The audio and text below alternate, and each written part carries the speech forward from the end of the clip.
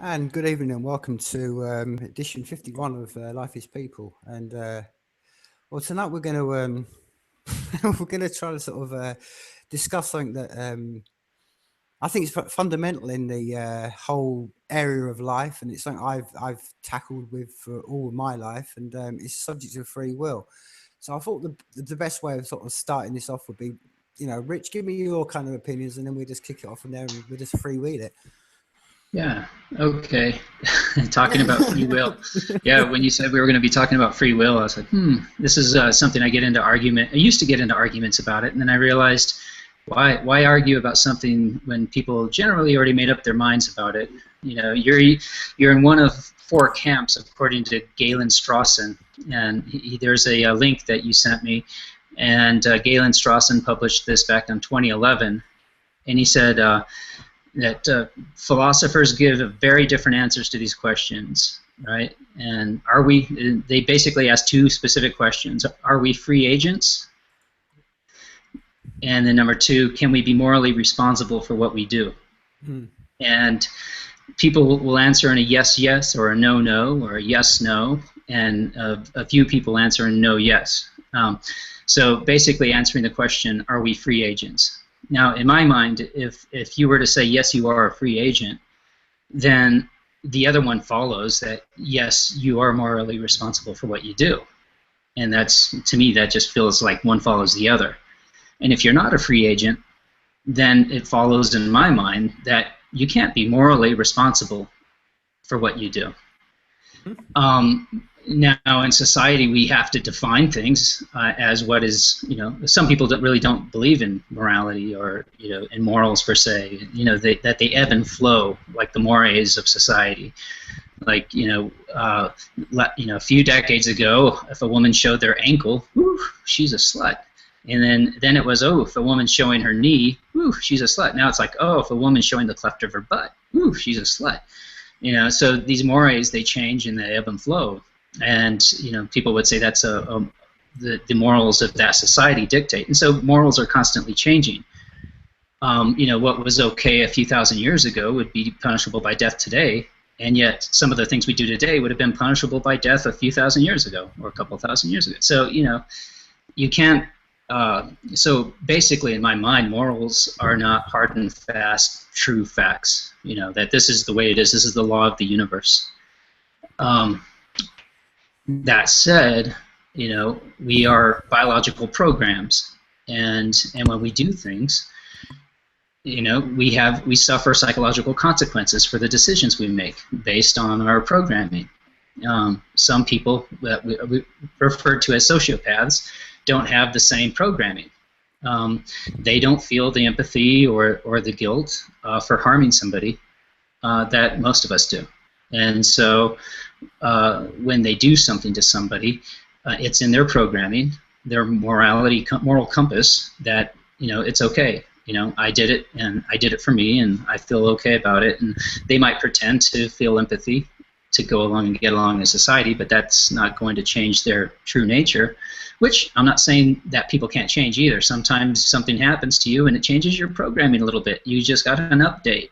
Right? Hey, my updated programming makes me feel differently about the things that I've done.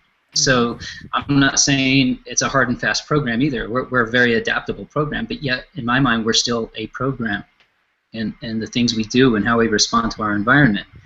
So after reading these questions, I had to say, wow, I didn't realize I actually fell into this category of no. It's like, I don't believe we are free agents, and I don't believe and therefore one follows the other follows no. So my reasoning, if I had to defend that, would simply be to say, do I wake up in the morning and somebody would say, well, you have the free will to say, no, you're going to shut your eyes for another 5 minutes, right? And I would say, yes, it does feel that way. And so there's the difference of feeling and believing. Right, I feel like it's my decision to shut my eyes for another 5 minutes, but in reality, the decision was already made based on all kinds of stuff going on in that program in my head. Yep. Right, and so I believe that the freedom of this idea of free will and free choice are feelings that we have, and not necessarily factual. Um, Going back to the coding idea, if in fact we are basically biological programs, and even if there is a spirit involved, that is not to say there's no spirit involved. I completely believe we have a soul of sorts, so something else besides just our mind controlling what we do, right? And I say control. I believe it's the observer, that soul part of us, that mindfulness, that place you go when you meditate. It's the observer. And so I believe in essence we are observing at least that part of us that is egoless, that is not the I. It's the I'm one with everything, the woo-woo stuff that I believe is real. When we step back and we observe our environment, and we see what's going on, it's no different than us watching our favorite program on television. It's oh, look, this is entertaining. Ooh, look at that. Ooh, shiny object over there, shiny object over here. And it's a fun place to be. This world we're in, if we didn't want to be here, we can all leave anytime we want to. And some of us make that decision, and so, but then back to this idea, well, did he really make that decision? Did she make that decision?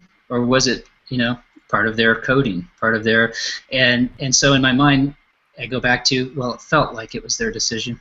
It felt right for them to do it, and that's what they did. And yes, it was part of their coding to do that.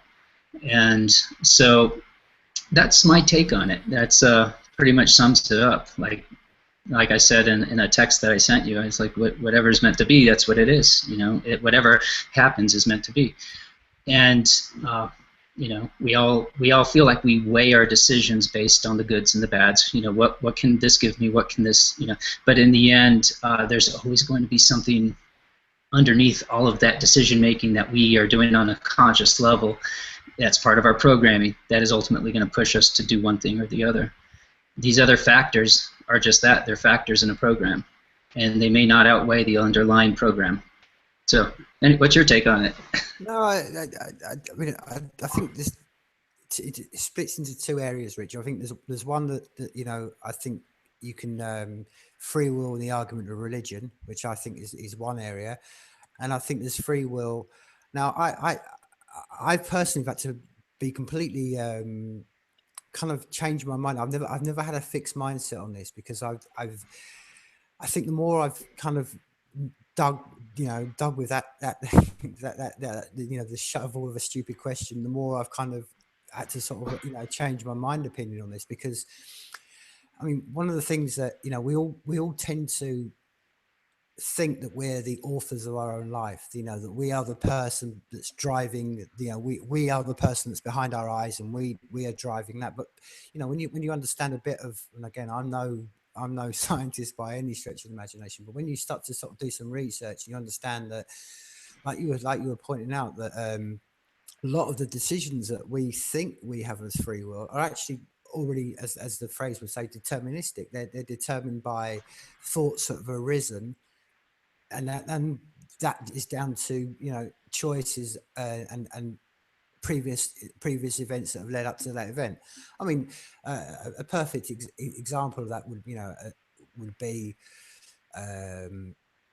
I don't know, say an event of someone who through no choice of their own. I mean, I'll give myself a perfect example. I was involved in a car crash, and I was a passenger, and something happened. I had a near-death experience. Now, I had no free choice over that, but that affected my mind, which affected certain parts of brain structures, because of the impact of hitting a bus, sort of thing.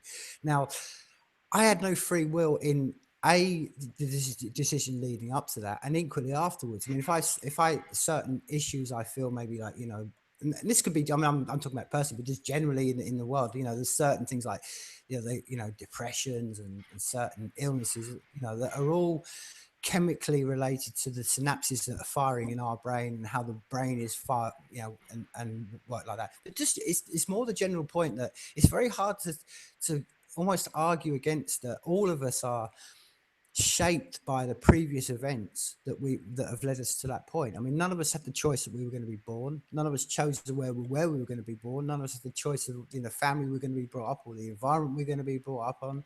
And those events will shape. I mean, it's one of the things that for a long time in my life, I've I've had a very clear thought process, and it's about things like child abuse and stuff like this, because this is one of the things why I've always very strongly try to fly the flag on every level, from whatever it must be about, which is why I always, when it comes down to it, I've always had the motto or the mantra of the universal principle. You don't harm me, I don't harm you. Now, if an adult hits a child, or another adult hits another adult, but particularly if an adult hits a child, then that child then will have certain behaviors, because he'll know that, for instance, it's like if a child has been smacked over that, and beaten, because it's like, well, for instance, just take a very one that most people feel very comfortable with. Oh, I hit my child because they put their hand in the fire.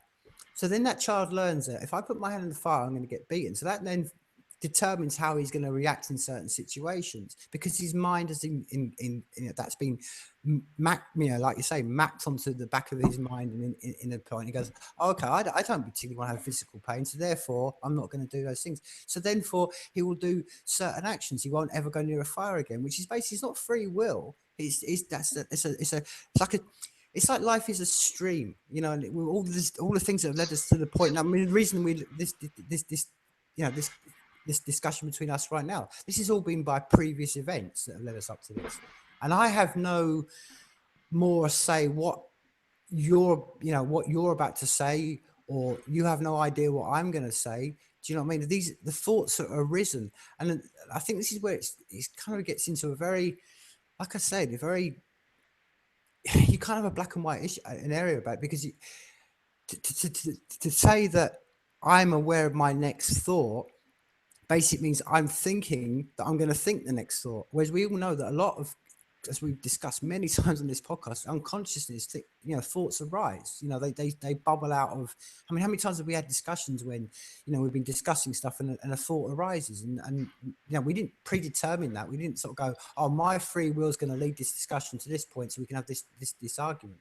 So I mean, but on the other hand, the difficulty, I suppose, with that, that discussion and that whole area of saying, well, life is just deterministic. We're all just a bunch of chemicals, and it's all a matter of just what fires in your synapses.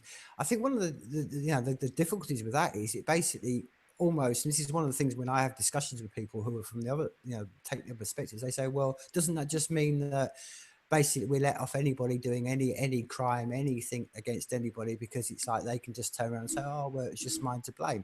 Now, instinctively, we all feel a bit like, oh, yeah, actually, we should help people responsible for what they are. But when you start to dig deep on it, you understand that the person that, I don't know, causes murder in a moment, whether it's intended or, like most, murders are crimes of passion, that wasn't a free will moment. There was events that led up to that situation happening.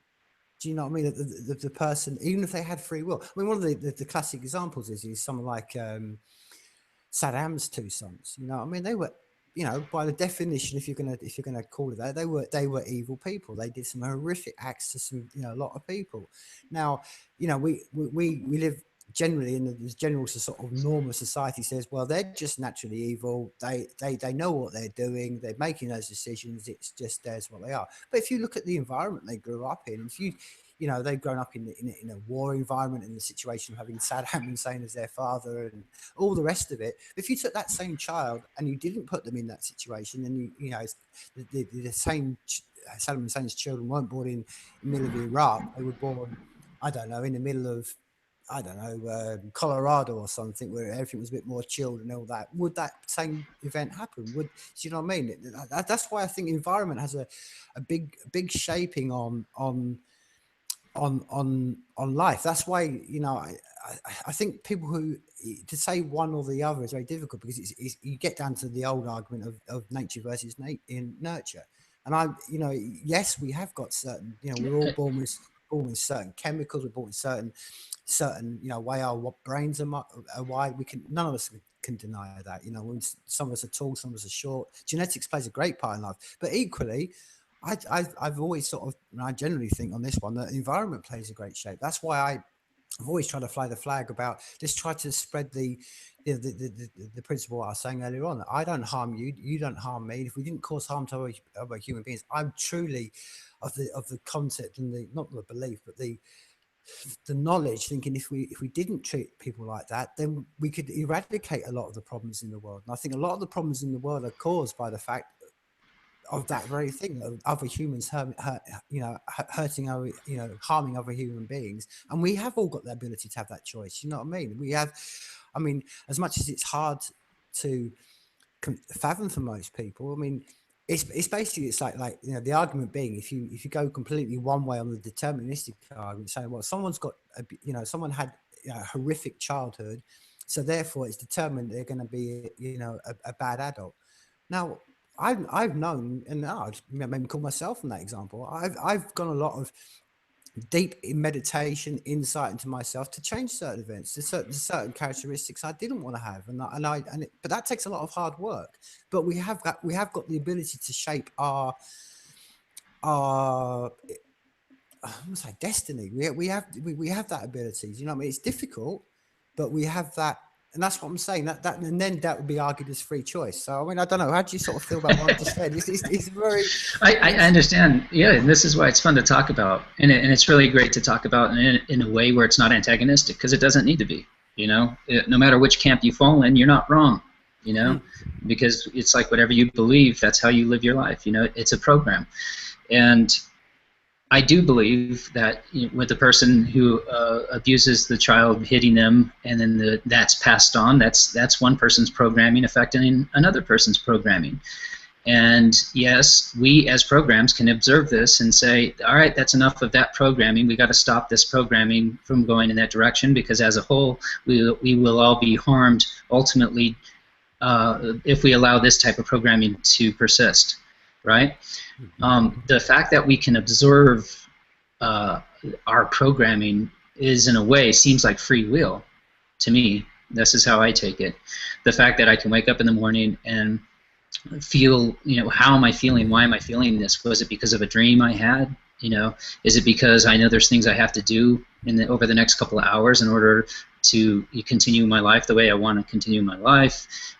And so, yeah. I think the fact that I still believe it's all a very intricate and detailed and complex program, the fact that I believe that doesn't take away from the beauty, from the reality that what I say to you next is going to change how you feel about me, possibly how you feel about yourself. I still am cognizant that these actions that I do are going to affect my reality instantly. The thoughts that I allow to go into the actionable part of reality, right?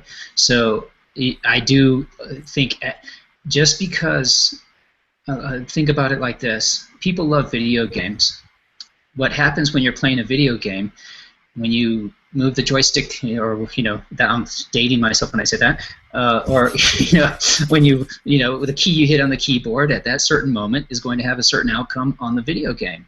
No matter what you do, that video game already has a predetermined response to what you just did.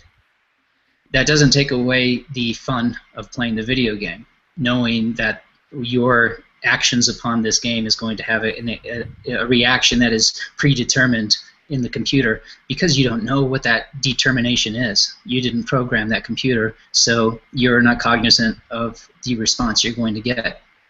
So there's still, this always takes me back to a feeling I've had years ago, a conclusion I came to, because I do believe that there is a super intelligence. I still believe that strongly. I can't shake that feeling, but I don't believe that super intelligence is embodied in any of our world religions. I believe that everybody has access to that super intelligence in some way. Mhm. It's never going to just appear to us in whole, because our minds are little tiny computers that can't download all the information in that supercomputer, so to speak. All right? So sometimes we can tap into it, like when you go into a place and you meet somebody and there's something electric there. It almost like hairs on the neck, you stand up because you're in the right place at the right time. And there's something there that goes beyond your own understanding of what this is all about, right? And so believing in determinism in my mind is not to say that, oh, anybody can do what they want. They're not going to suffer the effects of what they did. No, that's not, because it's still, whatever you do, no matter what you believe, obviously you're going to have consequences for your actions. You can't shake that. The idea is, are you morally responsible? Well, you have to go back and say, well, what do you mean by morally responsible? The morals change every decade, every century. And was this embodiment, my little program, responsible? Well, you could say, yeah, your little program was responsible because you decided to sleep another 5 minutes and not get up, and therefore, the whole dynamics of your future changed because you slept another 5 minutes, right? So, and we can go down this insane rabbit hole, the same insane path that, oh, everything I do matters. And I think that's where OCD comes from. It's like, oh my God, I didn't shut the door right. I got to go back and shut it a certain way. As if that matters. We get it in our mind. That's like hyper causality. It's like we think that everything we do matters so much, and I think I think that's one of the revelations astronauts get when they go out into outer space and they look back at Earth, and they realize even this whole solar system is going to disappear in however many 100 billion years. It's not going to be here. And so all of this infighting, all these politics, all of this, oh, I, me, ego stuff going on there. Oh, I didn't, lay down the towel just right. I got to go back and lay down the towel right. It's just so ridiculous, So on both sides, I mean, you can go to a point where if you dwell on it for so long, you can go insane rather than just sit back and enjoy the movie. Sit back and enjoy your experience. Because that's what to me, that's what this is all about. This is about experiencing others, and in a way, I feel like it's God experiencing itself, and so like we're snippets of consciousness. And I used to think, well, if I was omnipotent, if I could, and I knew everything, I was all powerful, what would I do? It seems like things would get really boring really quick. Well, in that case, maybe if I could subdivide my consciousness and somehow feel, what is it like to feel like I'm finite, to feel like time is important, to feel like, I have a vested, like I'm separate from everything else, and I think and sometimes I feel like that's what nature is. It's like little tiny snippets of that ultimate program, just to have fun, just to play, just to say, okay, what's this like? What's this? What's this and ultimately, I have no answers. Obviously, this is all just fun speculation, but I really feel strongly about it. And this is one philosophy I haven't been able to shake for over a decade, that we are all part of a great consciousness experiencing itself in different ways, and that ultimately things are cyclical. And there's a possibility in the future. I will be the ant that I stepped on. I will be the, every other living creature. I'll be able to experience those programs if I like, right? And so, and I think that itself leads to a certain amount of empathy. If you think, I'm going to come back at some point, either by cause or just because I, hit with flip, pulled the lever on the jackpot machine, whatever. I'm going to come back as something else that I may run into. And this experience that will be another part of God's consciousness experiencing, me in a different format, right? And I say me in a way that I feel like we're all just a little part of a program feeding information back to a larger program. And in essence, like I said, that creates almost a sense of empathy in myself about the things I do to other people and to other animals and to other creatures, because I feel like, hey, that's a little snippet that I'm going to be or feel at some point in the future. so I got to treat it accordingly. So, you know, that does, but at the same time, that I feel like this is all deterministic. So and like I say, I feel like feelings are what lead us to hang on to this idea that we have free will, because part of our thinking is that if I don't have free will and I'm just in a pinball in a machine bouncing around, I don't know, what's an up-to-date analogy? you know, if I'm just, then what good do I have? Well, stop back. Realize that it's fun to be bouncing off this and then hitting that and not knowing what's about to happen. Just because you're the pinball in the machine doesn't mean you're not having a great time. So, yeah, that's how I feel about what you're saying. And I do believe that if we keep working towards, as a community of snippets of consciousness, working towards trying to do things in a way that relieve our species and our surroundings from pain, and doing things in a way that doesn't leave us feeling hollow and empty. Like when you watch a film where there's a bunch of murder, like when I watch Pulp Fiction, I walk away with a sinking feeling, because there's something inhumane about it. It's a sad circumstance of humanity that people can do this to each other with seemingly no empathy or consciousness about it. So, if we keep moving in this direction and knowing full well that what we're doing is leading to a better place for the next generation, we can look back and we can say, okay, I wasn't always a human being that probably worth his salt. Maybe we have experienced things in our life that we say, oh man, why did I do that? I hurt somebody, and now, whenever I see that person, even I'm angry at that person because I feel like I did them wrong, and they remind me of it when I see them. Mm-hmm. So what do you do about that? The best thing you can do is first of all, like everybody says, forgive yourself. Don't dwell on that. Don't be like beating yourself up over it, because the time's going to come where you take that information of that feeling that you get from the way you treated somebody, and it guides you as to how to treat the next person, and what to say to the next person. So they're learning experiences, and as long as as you move along, you're learning and you're getting, you're directing yourself to a more peaceful place, in a more loving place. Then I think that's all we can hope for in the end, because the people who die a death where they're at peace, where they're not worried about unfinished business, and so to speak, I think those are people, they kind of won the game. It doesn't matter how many safe coin you had.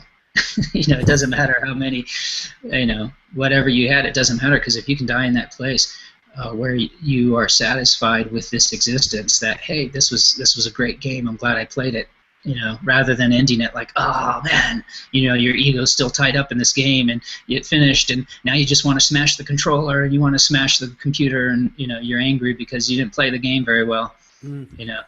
So ultimately, I heard this the other day, and I don't remember now, I was on a podcast, but the basic idea was, in the Muslim faith, there's a story that goes something along this line. There's a woman in the town who is, she's very pious, she's very loving. Oh yeah, I heard it I heard it on Free Talk Live, and they were interviewing somebody at the Pork Fest who he's a Muslim who's trying to basically reach out to the community to show that, hey, the Muslim faith isn't the most terrible thing in the world, and that maybe it actually has some good points to it. And he shared this story about a woman who was very pious. Everybody looked up to her in the community. She was a philanthropic.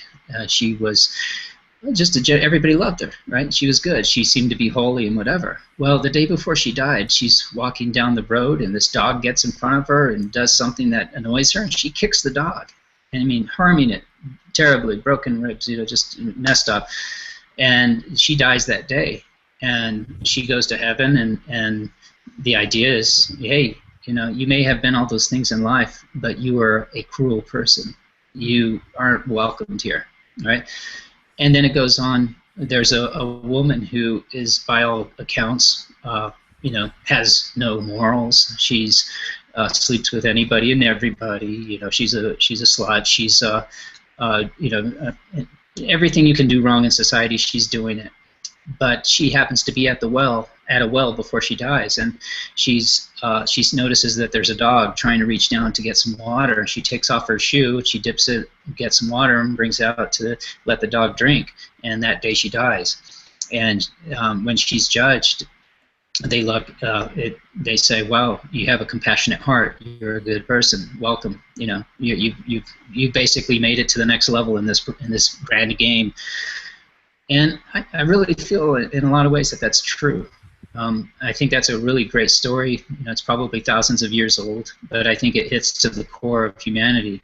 All the little things we do to show how great we are meaningless in the end, because in the end, it's that compassion we can show to animals, to people who have they can't do anything for us, right? Maybe there's somebody on the street who's just lost everything, and you can give them a few bucks to go grab a bite, or you can take them into your home to give them shelter for a night.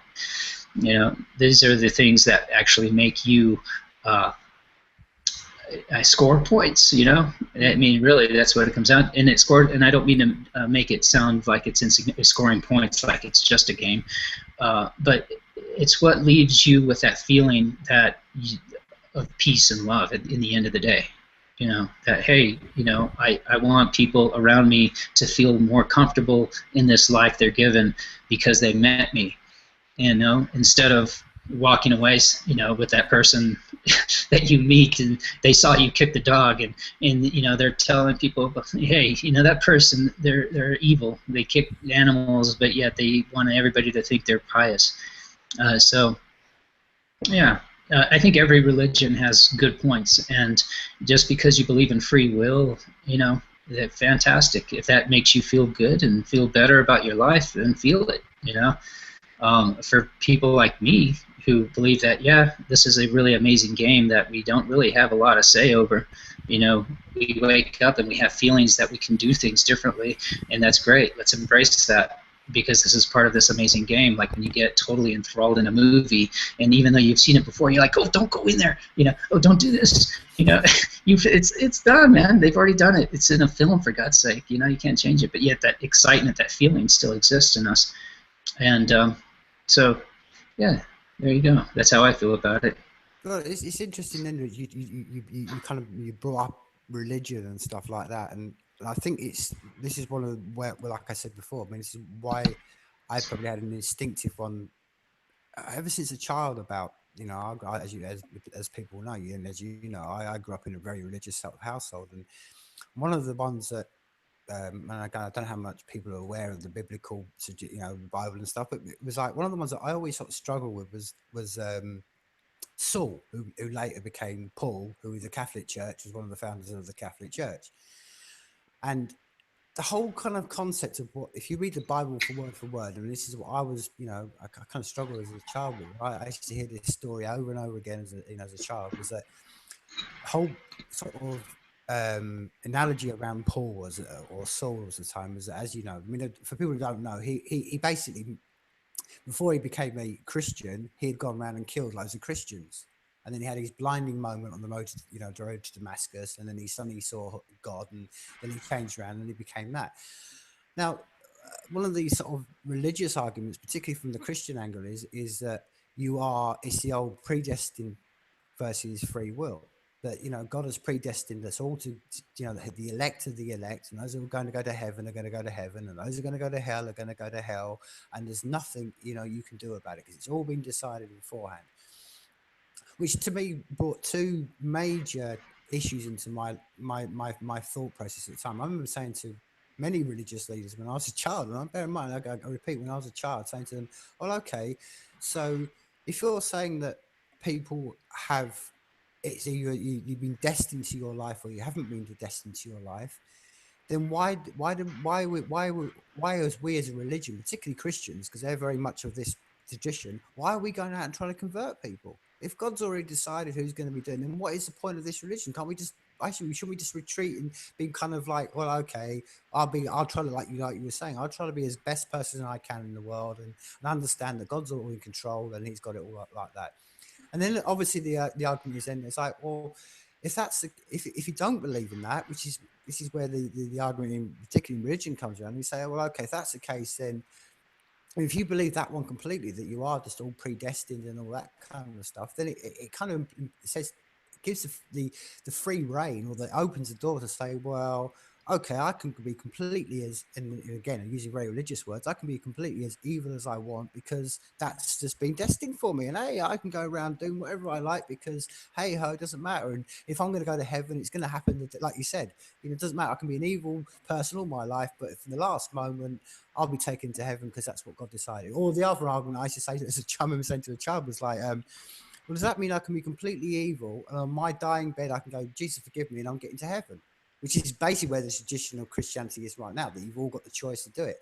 But again, if you've got the choice, and again, this is where it flips in the other end. If you have the choice then to decide what you're going to do, well, what do we do about people who don't understand the knowledge? I mean, this is, I mean, I think all religions, I mean, it worked for me as a Christian and it worked for I suppose some Muslims and most religions that try to convert people. It's like, well, what do you do about the person who's never heard about Jesus Christ in the middle of the Amazon? Does that mean that person's going to go? Well, the person who's never heard about Muhammad. Now, my whole sort of this is why I've got an instinctively, I don't know, I'm very wary about organized religions because I've always sort of said to people, whether it's a Muslim, I just have Muslim friends. I've had Christian, obviously grew up in Christian friends. I've met people from every kind of tradition of and religion you can possibly have, and I say to them, well, why do I need to go down a religious path and follow all the doctrines and the morals that are basically, as we all know, that have been imposed by mankind, by usually by a man on a, to sort of like, this is what God meant to say, and we all know that kind of rabbit hole that opens. This is what Muhammad meant to say. This is what Yahweh meant to say. This is what Christian are meant to say, and I'm telling you this because I'm the conduit for all this. The trouble with all that is, like, I said this to many religious people. I was like, well, what is it special, say, for instance, about Muhammad? And they say, well, Muhammad was, he came out of the desert and he wrote these beautiful poems that were enlightened soul, and he's obviously been touched by a higher power to that come to that point. And I would say, okay, well, I've got to that point. I've understood the higher power. I'm living Muhammad's life. I don't go around killing people. I'm very. Do you know? So why do I need then? If I've got to the zenith of what we supposed to be like as human beings, which is all tenets of all religions say, it's the don't harm each other philosophy. Then why do I need to tower to a religion? Because all that happens is when you can tower to a religion. This is why I have a problem with organized religions generally. Is that instead of just going to the source, which is what like. I think the nearest religion I've ever sort of seen to it, or in theistic belief that gets to it, is a Buddhist idea that you are in control. That life is just a circle, like you were just saying, and that you can have self-determination in what you're going to do, and you don't need to go through a conduit or a middleman to get to any sort of point of view. And I think if most people got to that point of view, I think we'd be in a better world. And I think the trouble with a lot of this world right now, and we know that a lot of tension in this world is caused by religions, and then it's not only a religious thing; it's just a general one. Is when, like you were saying before, is when morality is chucked into this discussion, because then we start to do, not even religious people. Let's take religion out of the argument completely, or the discussion completely, and say, okay, we have a country that's very secular. But how many people are thrown in cages for actions that they've done?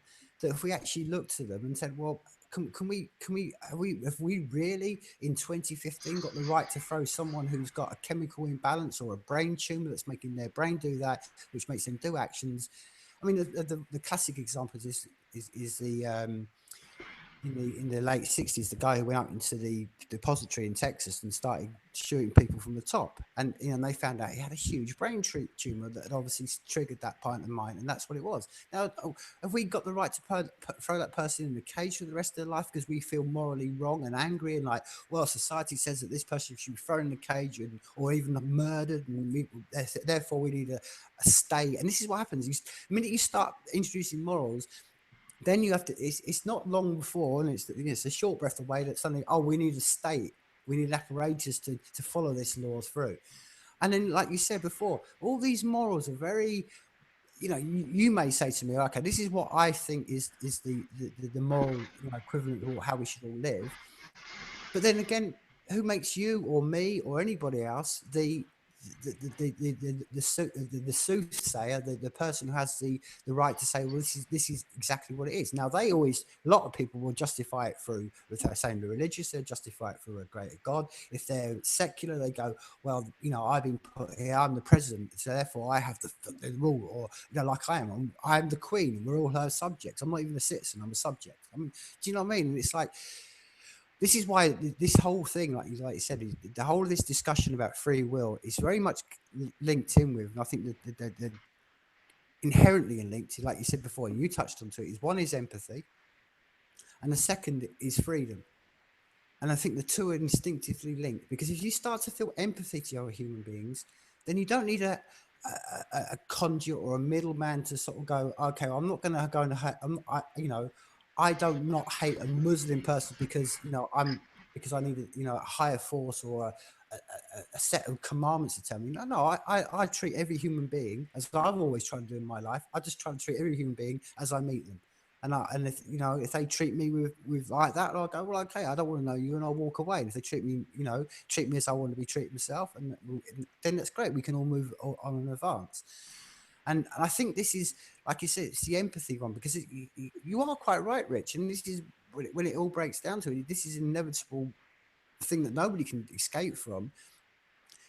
When we die, whether you're cremated, whether you're, wherever your means of after death, you are going to return to the universe. There's no, you're going to go back into the earth, and you're, and the flakes of skin and the cells that you make will go, and if you're buried, it will make the tree. If you're burnt, it will make the carbon that's going to go to site that make the ant. We're all just inside the bubble of our sphere of Earth. We all exist inside the marble, don't we? There's nothing, all the carbon, all the water is hasn't come from an outside source. It's inside this world we live in. We're all churned within this cycle of life and death, which is what you're saying, which is the whole, like you mentioned. That's why, you should have empathy and compassion for all living beings, because it's like, well, in the essence, I mean, we are all instinctively linked. We're all linked by, like you said, by a thought process, and even more, which is,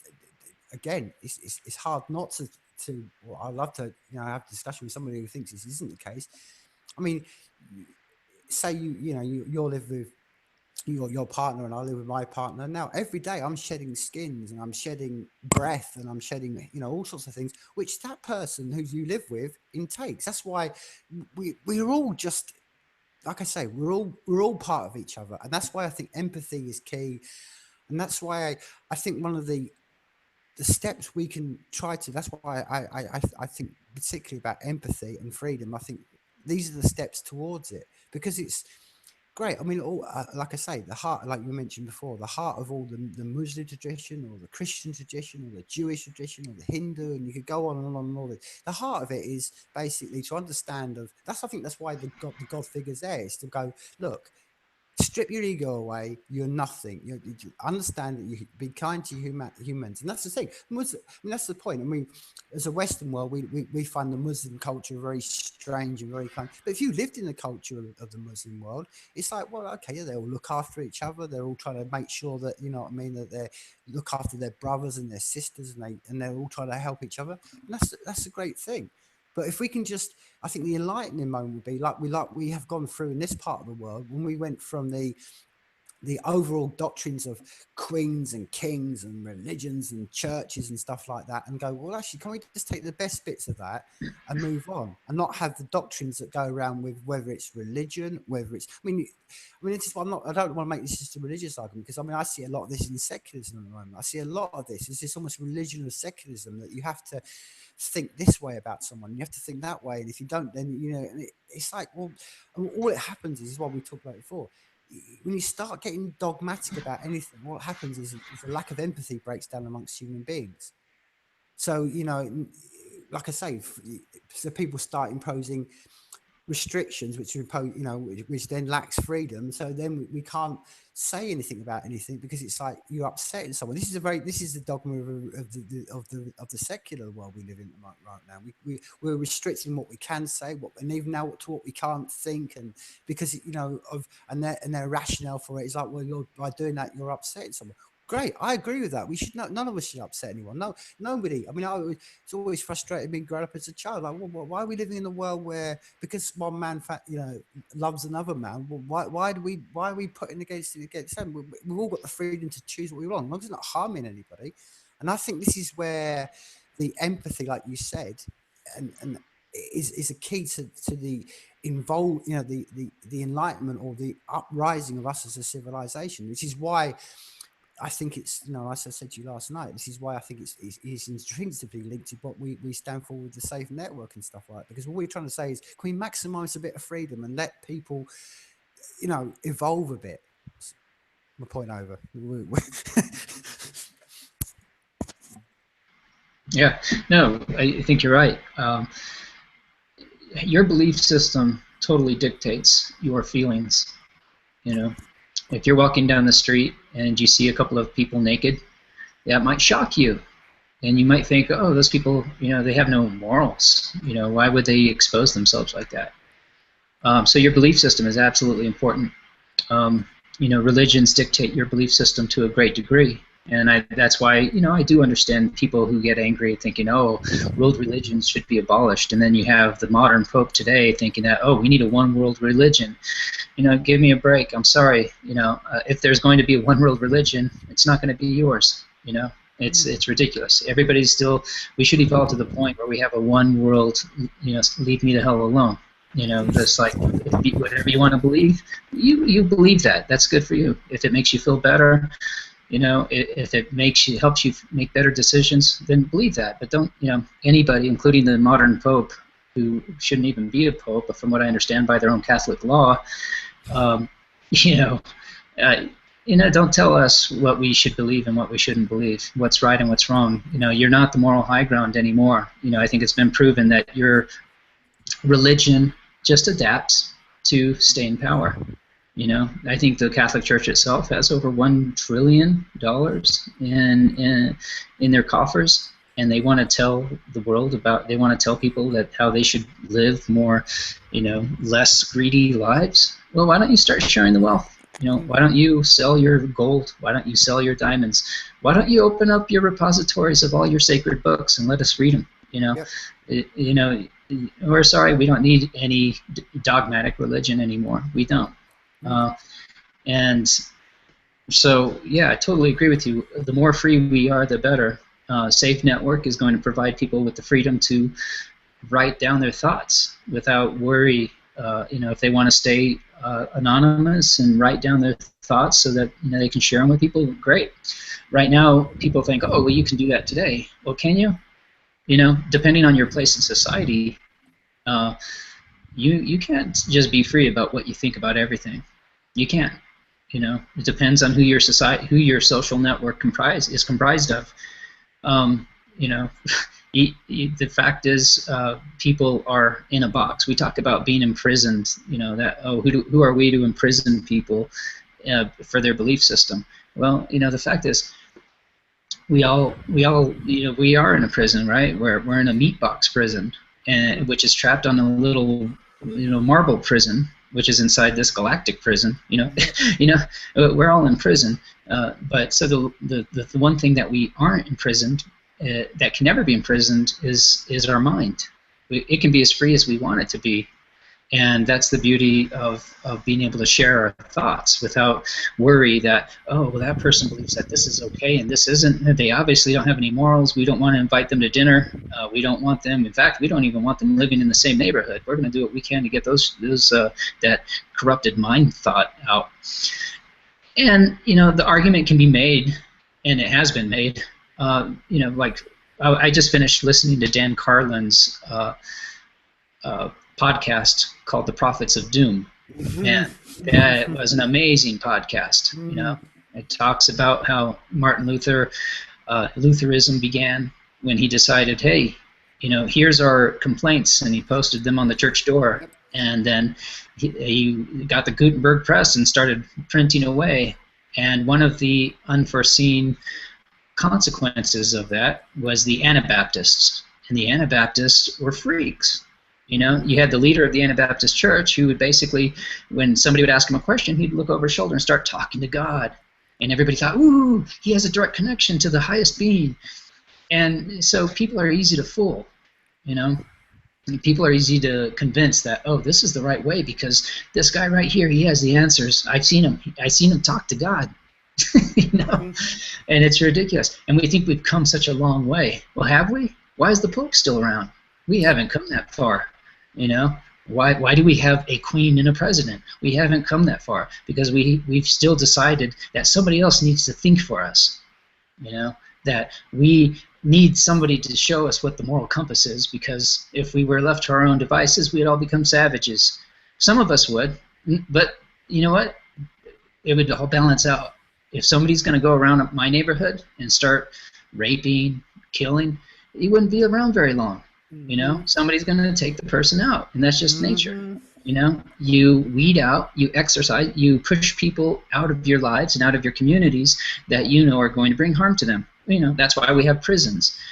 But the problem with the prisons is now it's become a monopoly, or not even a monopoly, but it's become so incentivized by money that's why the U.S. has the biggest prison population per capita in the world.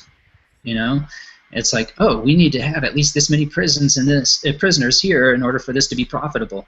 So then you start, you know, creating morals. You know, oh, it's immoral to have a doobie on you. And then now it's like, it's immoral to have this much of a doobie on you. And then it's, you know, it's just it's just stupidity.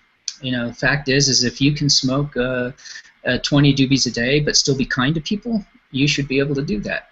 And I think everybody's starting to see that that's true. That's just, you know, morals are changing yet again because people can see the realities of what is honestly harmful to other people.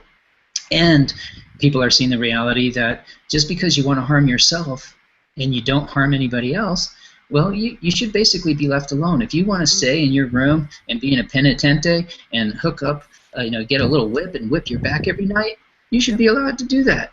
Right. You know, and if you know, nobody should come in and say you can't do that. You're harming your body, and that's, you know, it's just the same way. It's like free will. You know, that's what I think the Safe Network is bringing.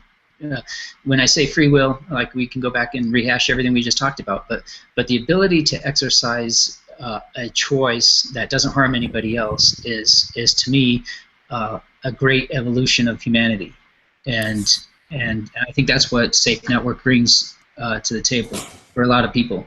You know, now you can be in Thailand and say what you really think of the king.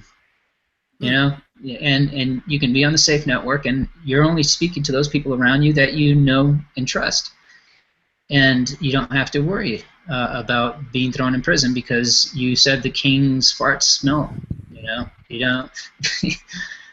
And that's, I think, a really important part of where we're going, because we know right now, everybody knows that just about everything you say and do online can and will be held against you if the powers that be decide to do that.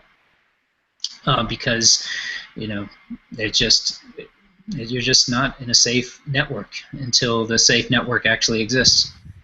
And this is, I think, one of the main reasons I think everybody I know who understands the ramifications of the Safe Network is so excited about it, is because we still are a good ways away from having a place where we can share what we actually think, and I say we as in humanity as a whole, to, you know, places where people can do things. Now, again, people go back, well, people are going to use it for evil. Yeah, and those people will be caught just the same way people have always been caught, because they're going to harm somebody in their life, and that person is then going to be, you know, they'll be held accountable for the people that they harm in their own life. All right. We live in a world right now where people put a little bit too much stake in what people say online too, right? And so we have this cyberbullying. Well, you know, that's part of the human ego going into what their online persona is.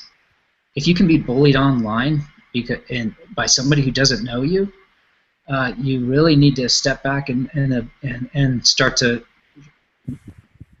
what would he say? I'm trying to think of the right word.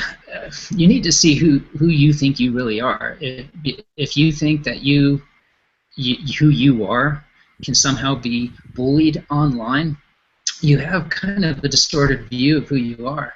Because, you can bully me, you can say mean things about me all day long online, and if it affects me, it's because my ego's tied up in what I think my presence online is, and which is really ridiculous, Yeah. So, yeah, I think the beauty of what's about to happen with the Safe Network is the people who basically the power brokers right now that control the internet gateways, that they're not going to be able anymore to tell people, hey, we did this in this country and there's nothing you can do about it, and if you try and stop it, we're just going to shut the internet down. Right? And it's going to be like, why can't we shut this Safe Network down? Yeah, because it's on a mesh network now.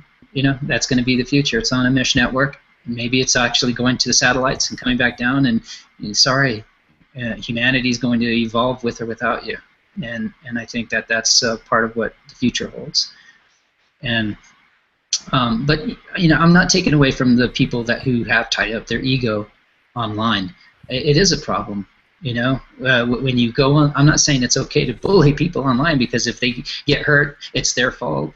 The fact is, our egos are something that guide us and affect us in a deep way. We try to live our lives as far removed from this idea that the world revolves around us. But if you want to get down to it, it kind of does. Each of us is experiencing the world in our own little tiny microcosm, our own little coded, reality, and everything is happening around us. And so when somebody attacks me, verbally or physically, it's going to affect me on some level.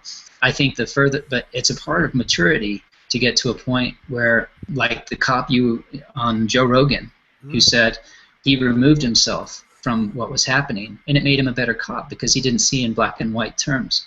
In fact, he tried to add some sort of equality to it by saying, hey, there's a disproportionate amount of black people being arrested for this.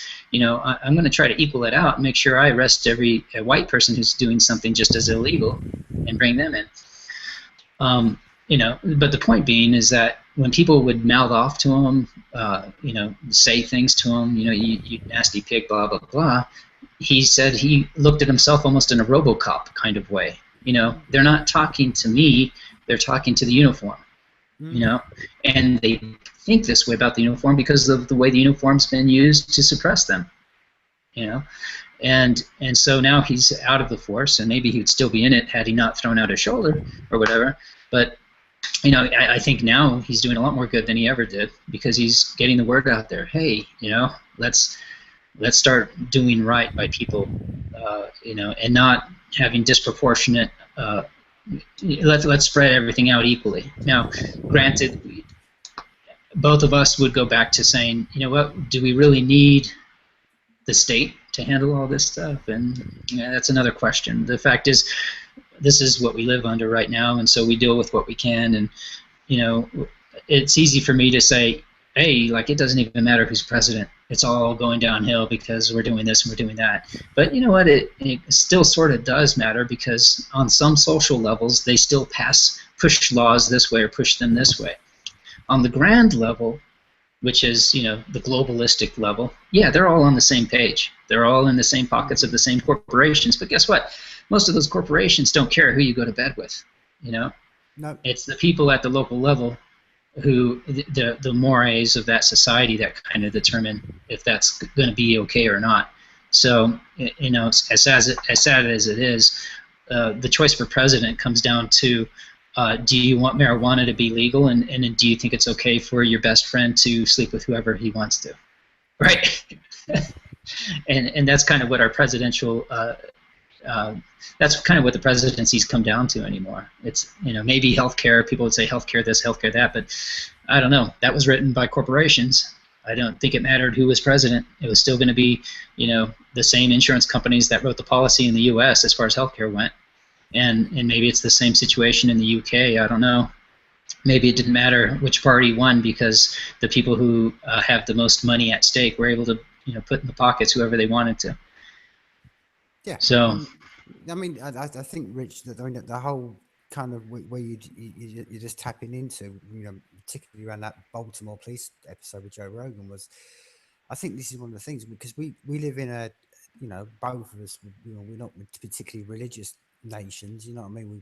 We profess ourselves to be, but we're not really. We're basically a secular nations, and like you just mentioned then, I mean, the reason that so many people, and particularly like you mentioned then, particularly like in your part of the world, black people are thrown in prison, is because it's like, well, they had the choice. They free will. Then that person deciding that they had the free will to go and do that. And it's like, when you start to look at it, just a little bit. If you just have just take that little, like I said before, that the shovel of a stupid question. You just dig a little bit, and you go, oh, wait a minute, what are these people? Why are they like they are? If you're growing up in an environment of complete deprivation, and all you known is, I mean, if you've grown up in the backside of, Baltimore, compared to like you said, maybe 10 miles away there's a lovely white neighborhood and it's all very green grass and all that stuff like that. Well, it's not, you can't sort of say, well, it's the people over there who lived in that environment, they chose the free choice to be like that. But the person over, see, those people over there, the black people over there, see, their free will means they go out and do drugs and they do stealing and they do this and they do that. No, that's what I'm saying. This is all I'm trying to say. It's a lot of life is shaped by the environment and the society we live in, which is, like you said. Well, I mean, like the Gutenberg press and Luther was a perfect example. That's why I've said it from day one on this podcast, is that this is the moment we're going through right now. Someone like David Irwin has come up and he's in his great mind has invented the printing press, and here we are, and we're going, oh, okay, I can see the uses of the printing press. That's great, but do you realize what this is going to unleash? Because what the printing press unleashed for 15th century and what then led after that, the Enlightenment, the Renaissance and stuff like that, it's the same thing now. Because all that happens is, once you can, as we said before, the ability to to spread information in as free as possible way means that no more that there's middlemen and gatekeepers, whether it's religious gatekeepers, whether it's the state as a gatekeeper or anything, because it's like the Gutenberg press. And once you've got the ability to, I can print my own information off and I can spread my ideas. And, again, I mean, like all ideas, I mean, this is the point. We're a perfect example in this podcast. And we sit here and we throw out ideas and stuff like that. But nobody on this podcast, me particularly, I know you're not the same, none of us are saying this is the right, correct way, because there is no right, correct way. Life is all about you make your decisions and you make your actions on what you feel is right, in you personally. You know what I mean? And once anybody starts to impose their morals and stuff like that, we get to situations, even in secular countries, where you see massive amount of people all thrown in cages because it's like, well, they had the choice, it was their free will, and they didn't have to do this. And it's like, well, okay, can you not just step back and sort of go, as I said before, can we just take a little bit of a step backward and say, well, someone who's growing up in an inner city environment. Well, I don't know if you ever watched The Wire, Rich, and that was a classic example of the whole.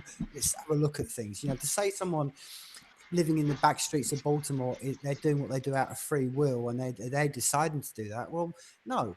How many people are selling drugs of all sorts of stuff on the street because they have to? It's the only way they can fund money to feed their family. It's not they're free. They're going, oh well, that's the case. A lot of that is shaped by the environment they've been brought up upon, which is what we were saying before when we started this whole discussion, is that we are all of us just shaped by the destiny that we've all been pushed upon. I mean, whether that's on like individual level, a city level, like you said, a country level, a marble in space, the universe, we're all shaped by forces that are around us. You know what I mean? And I think this is one of the things where I think humanity's we are going through this wake up moment, because I think people are understanding that nobody has the right to impose their will upon anybody else. And that's the kind of like the other side of this free will thing. You know, my will is my will, and I've got no right to impose my will upon you, as much as you haven't got a right to impose your will upon me. Do you know what I mean? And like you said, in that, I think the thing that we're all waking up to, and I've thought this for a long time, and then I told you before, especially when I lived back in the day in the Amazon and stuff like that. I remember talking to one of the tribes guys down there, and he said, "Well, the problem, the sickness of your first world is," he said, "is that you become this completely authoritarian, commercialistic, materialistic, consume world, and you've lost touch of what's going on with nature, and you've lost touch about what, like you said, that, and." You know, whether it's in all sorts of level, whether it's just the day-to-day understanding of how nature deals with stuff, completely down to how much we can learn from nature.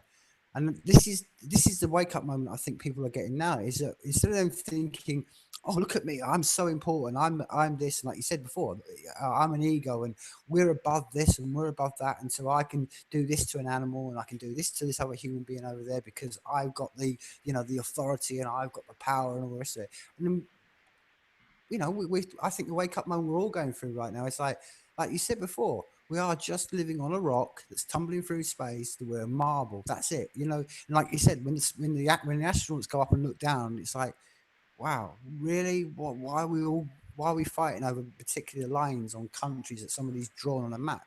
When you actually look at it from above, and we're just on this one rock. And that's, again, that's the stripping of the ego thing.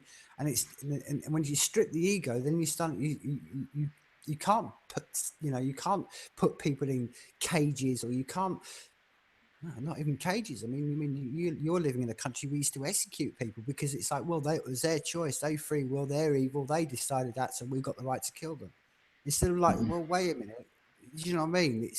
We're all deterministic about where we come from and what we've done, and that's one of the things I've always loved about the safe network in particular. They're replicating nature, not trying to impose themselves upon nature, and I think that's one of the key moments, and that's why I think David Irwin will go down, and you know, he'll be like another Faraday, he'll be another, you know, one of these people in centuries down the line, it will be remembered, like we remember Gutenberg, you know.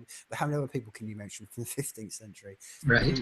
And that's what he's done. Now, I said this before, I don't put David Irwin on any great pedestal, because I've always said before, none of us are born geniuses. I mean, David will be exactly the same. You know, especially when he comes on this podcast and you're here. He's the most down-to-earth, humble guy you ever met in life, and he will say exactly the same what I'm about to say now. Is that all he's done is just basically dug away and implemented something it's a common sense idea that is you know, it's unbelievable that it hasn't happened till now.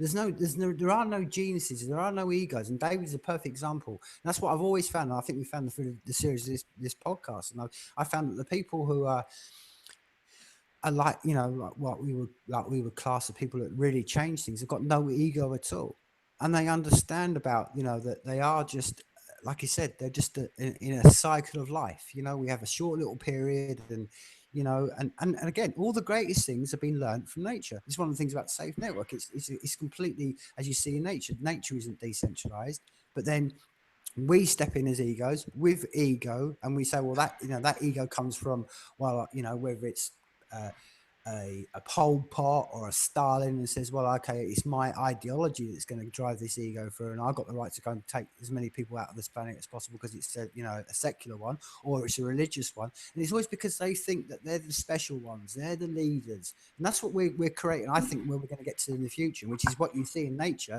is that we all need to be leaders. You know, the person that can be a leader of, we don't need to look up to a bomber, or we don't look up to the Queen, or any person, whether it's religious or anything. We need to look up to ourselves, and that's, like you said, and it's stripping away the ego and saying, wow, we are just, like you said, we're just in a marble that's, you know, we live in a marble. That's all we are.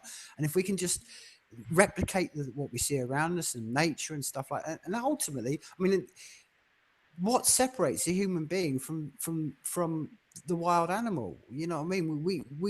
We call ourselves civilized in the fact that we can have this ability, which I keep talking about. We've spoken about before. Is the empathy. We've got the ability not to go and kill a dog or a sheep or something like that, because it's, you know what I mean, because we've got that ability. Now a wolf or a bear, it's driven by Well, base needs, you know. I wonder though, because I mean, and I don't know how, I've never investigated these stories, but I think there's evidence that the animal kingdom exhibits sympathy as well. I think Yes. there's been cases where the animals would see a little human and be like, well, what do we do with them? I don't know. Let's just take it in and feed it and see what happens. And then you end up with people raised by wolves. I don't know if those are just stories that were handed down or if it really happened. But you know what? I've seen, you know, animals exhibit really, really cool behavior, empathetic behavior, it seems. Like I think there was a child that fell in. It was at a zoo, and it fell into, I think it was a gorilla cage, and I think one of the gorillas picked it up and brought it to where somebody could come get it, right? Because I think the animal kingdom, although you know, I, who knows? You know, you look at some things like mosquitoes and ants, and you're like, God, that if they do exhibit empathy, it's maybe in tiny microsecond bursts because they're going to bite and eat whatever they can, and you know, the thing is you know, you're right, yeah, you know, life is so short, and especially you and I, we're getting to an age where it's like, you know what, I think at best we've gone through half our life already. We're like, okay, what are we going to do? I'm not looking for the you know, life extension therapies and this and that. You know, what if I extended my life by another 50 years? Ooh, you know, I mean, I might feel different when I'm 80, but I could give me that fucking life extension. Yeah, but you know, I mean, I can kind of look at it now and be like, you know, I'd rather go out gracefully than, you know, fighting and struggling. Just like, you know, I've had good family members that died of cancer, and they did everything they could in their life to try to stave off the death. You know, oh, go to faith healers, take every new drug that comes out, and it's like, you know, I've seen enough. If somebody diagnoses me with a brain tumor or some other type of cancer, I'll be like, you know what? I'll learn to live with you. You learn to live with me. If you kill me, you know, that's how it goes. Because fighting off certain diseases, to me, it's not a good way to end your life. You know what? It's I'm not saying to people don't take your therapies if you're going through something, but you know, step back and really assess. Maybe you know, if you have $100,000 left between you and your partner, you know, have a little empathy for your partner. They may be around for another 20, 30 years. You know, if you drain that little bit, they may have to work a menial job the rest of their life in order to make do. You know, maybe it's okay to step back and live the rest of your life as best you can without all those therapies that are going to drain your bank account. Yeah, and you know, that's how I feel about it. No, But I mean, I think I mean, that's correct, Rich. And I mean, going sort of like addressing your point about, you know, whether ants show empathy. Well, again, I mean, empathy is a kind of a word that we put on it, but I mean, we've often brought up this very example. You know, when an colony of ants has the fungus that infects the brain, they will take that ant away and take it out of the community. Now, okay, on one hand, you go, well, that's just deterministic. They just decided that for their own self survival, and it's just then what we say in egos. Ants have egos, and they have knowledge of what they're doing. No, I think that, like you say, there is a general empathy in the world because it's. I've seen this with. This is one of the things I know, Rich. I count myself fortunate. I've been able to live around the world, and I've spent some time with, you know, in some very beautiful parts of this world, and I've seen some things. And what I've seen, this is why I have a great optimism about us as a species, because I've seen that once more people become more free, they are very empathetic. You know what I mean? I told you before. This is a classic example. When we lived in Venezuela on the beach, you know, these were fishermen, so they were no, you know, hippy dippy loving, you know, this all grow become a vegan stuff. They were going out and fishing and stuff like that. I remember one day that was behind a few of the houses that we all lived in. There's only about 10 houses there, but there was a little kind of lagoon. And then one day we all woke up in the morning and found that somebody had basically taken a fin off a dolphin, cut the top of the fin off it, and just basically let the dolphin loose to die in this little lagoon. Now, these were guys who were, like I said, they had gone around. They're fishermen. They go, they, they live literally on the land. There was no shops and stuff like that, so they completely understood about the nature of life and death, and they had no qualms. I mean, I was a perfect example. They would go and kill monkeys to eat because it was like, well, we need something to food. So that was that was their reality. But the way they all felt about the anger they felt towards the human, and they didn't. I'm not going to go down to the whole story, but they found him and they dealt out their punishment to the person who did it. And that was empathy. Now that's for a dolphin. Now, what's the difference between a dolphin and a tuna? This is the point. I think humans are definitely empathetic because, and I think, like you said, I think it is shared in nature. What I was trying to make my point about the wolf and the sheep and stuff like that is that, you know, a wolf, when it's hungry, hasn't got the ability to go down to your local supermarket and pull its meal out. It has to follow its drive to eat. That's all it's got. Whereas we don't have to do that. None of us are out now, like thinking, oh, tonight I'm going to go and eat and I've got to go out in the field and go and kill a sheep. Now, maybe we should live like that. I mean, I think maybe it would make us more respectful of nature if we had to, actually, but go and get our own food. But we have to, that's what I'm saying. That's what I meant about we as humans right now.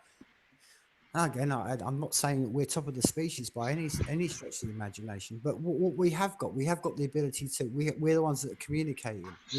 We're the ones that have built technology. We're the ones having this discussion about the safe net. Now, maybe we're finding out in time that all squirrels have the chat about the safe net. We don't know. I don't know. I don't understand squirrel language. I haven't got a clue.